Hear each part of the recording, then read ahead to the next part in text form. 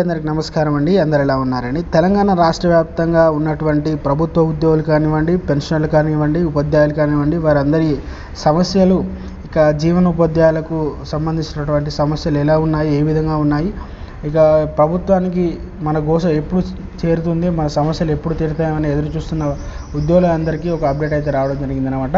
దానికి సంబంధించినటువంటి పూర్తి ఇన్ఫర్మేషన్ అనేది ఈ వీడియోలో వెళ్ళి తెలుసుకుందామండి. ముందుగా వీడియో చూసిన ప్రతి ఒక్కరు కూడా వీడియోని తప్పకుండా లైక్ చేయండి. చాలామంది వీడియో చూస్తున్నారు కానీ సబ్స్క్రైబ్ అయితే చేసుకోవడం లేదండి. దయచేసి సబ్స్క్రైబ్ చేసుకోండి, సపోర్ట్ చేయండి. తోటి మిత్రులందరూ కూడా వీడియోని షేర్ చేయండి. వివరాలు కనుక వెళ్ళినట్టయితే పెండింగ్ బిల్స్ సమస్య నిజంగా ఉద్యోగుల కుటుంబ జీవితం మీద తీవ్రమైన ప్రభావం అయితే చూపుతుందండి. పిల్లల ఫీజులు కట్టాలి, పిల్లల డెలివరీలు మరియు అప్పులు, ఇంటి కష్టాలు ఇవన్నీ ఉద్యోగులపై ఇబ్బంది పెంచుతున్నాయి. ఇవన్నీ వారి మనోభావాలను, వారి ప్రతిష్టతను దెబ్బతిన్నాయి. ఉద్యోగులు ఎంత కష్టపడినప్పటికీ వారి పెండింగ్ బిల్స్ ఇక పరిష్కారం అయ్యే వరకు వారి జీవితాల్లో ఒత్తిడి మాత్రమే పెరుగుతుంది. ఈ సమస్యలను మీరు ఇక పరిష్కరించకపోతే అది వారి జీవనోపాధికి, కుటుంబ భవిష్యత్తు ప్రగతికి చాలా పెద్ద అడ్డంకిగా మారుతుంది.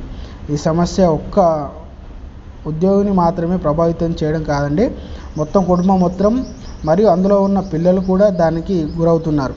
వారికి గౌరవం, వారి జీవితంలో స్థిరత్వం అవసరమైతే ఉందన్నమాట. అది మీరు సాధించకపోతే వారి ఆత్మాభిమానం, ధైర్యం కూడా ఇక చెరిగిపోతుంది. మీరు ఉన్న స్థానంలో ఉన్న ఇక కారణంగా ఈ సమస్యలను పరిష్కరించే అవకాశం మరియు ఈ కష్టాలు తగ్గించే సామర్థ్యం మీ చేతుల్లోనే ఉంది. ఉద్యోగుల గౌరవం మరియు వారి జీవితాలతో ఆనందం, భవిష్యత్తులో ఆశలు ఈ పరిష్కారాలపై ఆధారపడి ఉన్నాయన్నమాట.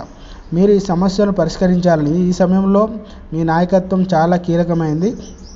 మీరు ఈ సమస్యలపై తక్షణ చర్య తీసుకుంటారని ఆశిస్తున్నాను. ఉద్యోగుల ఆశలు, వారి గౌరవం, వారి కుటుంబ సంక్షేమం కోసం చేతిలోనే ఉంది. అయితే మీరు తీసుకునే నిర్ణయాలు వారి భవిష్యత్తులో మరింతగా బలంగా నిలబెట్టుకుంటాయని ప్రభుత్వాన్ని కోరడం జరిగిందనమాట. ప్రభుత్వ సంఘాలన్నీ కలిసి కూడా ఇది విన్నవించుకోవడం జరిగిందనమాట. మన సీఎం రేవంత్ రెడ్డి దగ్గరికి వెళ్ళి ఇవన్నీ సమస్యలు కూడా చెప్పడం జరిగిందనమాట. త్వరలోనే ఇది సీఎం దృష్టికి తీసుకెళ్ళి మరియు వీటిపైన చర్య తీసుకుంటామని చెప్పడం జరిగిందనమాట. అయితే ఇక రాష్ట్ర ప్రభుత్వం ఆర్థిక పరిస్థితి దృష్టిలో పెట్టుకొని మెలుగుతున్నామని చెప్పడం జరిగిందనమాట.